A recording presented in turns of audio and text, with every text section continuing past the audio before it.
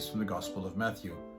And no matter how tempting it's going to be, please don't mentally switch off, thinking it's going to be another reading about giving money to the church because it's so expensive to run churches.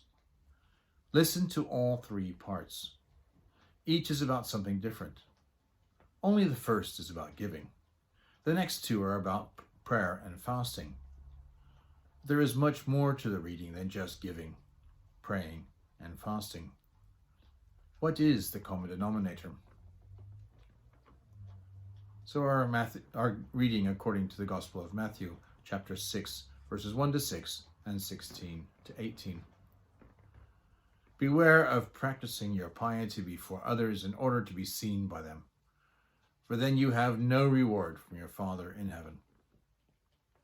So whenever you give alms, do not sound a trumpet before you, as the hypocrites do in the synagogues and in the streets, so that they may be praised by others. Truly, I tell you, they have received their reward.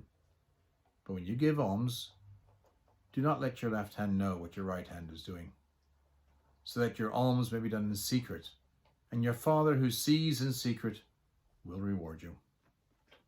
And whenever you pray, do not be like the hypocrites, for they love to stand and pray in the synagogues and at street corners, so that they may be seen by others. Truly, I tell you, they have received their reward.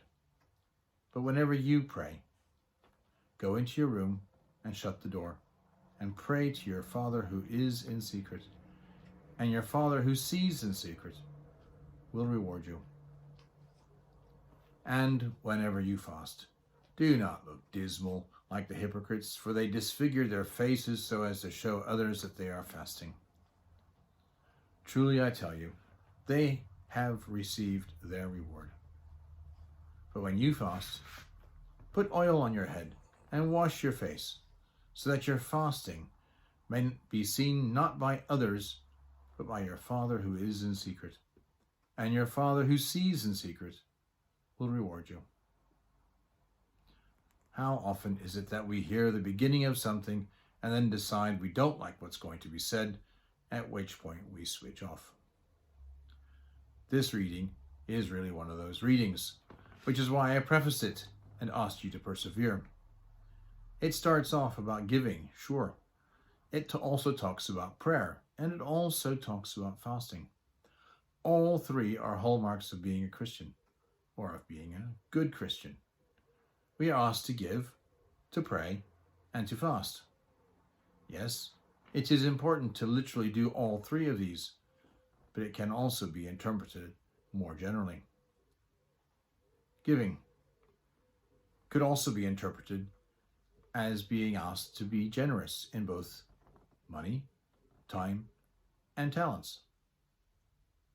Praying could also be interpreted as being concerned for our family, friends, and neighbors, and the wider world, praying for all their well-being in every way. Fasting.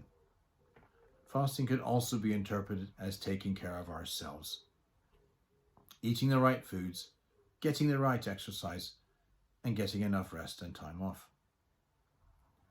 But there is yet another aspect to this reading. In each of the three sections, there is that common denominator. In the first, it was about giving. Public giving is unnecessary, but do so in secret, and the Father will reward.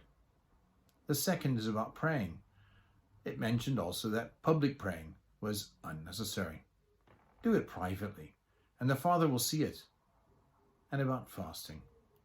Also unnecessary to be exercising and dieting in public. Don't be calling attention to yourself. God knows all and sees all. So it's really very important to get past the part that makes you switch off.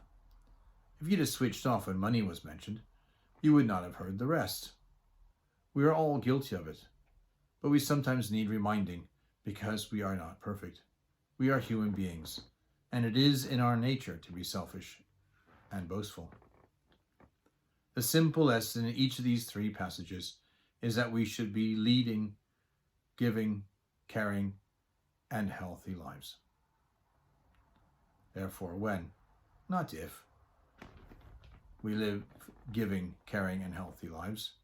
We should do so and not boast about it, but we should do so privately and without expectation of favor. That is how Jesus led his life. And being a true Christian is to follow in the ways of Christ, which in turn leads to salvation.